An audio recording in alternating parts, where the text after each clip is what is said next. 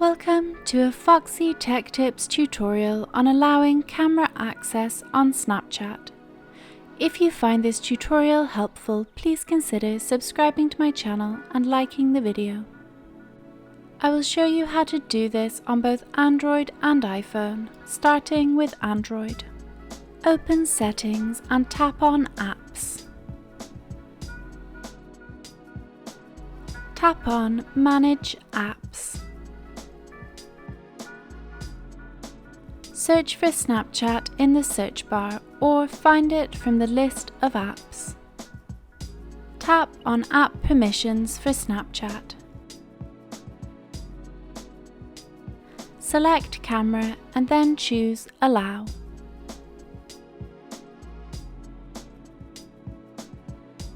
To allow camera access on iOS, open up the Settings app.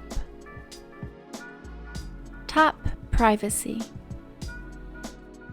Select Camera. Find Snapchat and toggle the toggle on.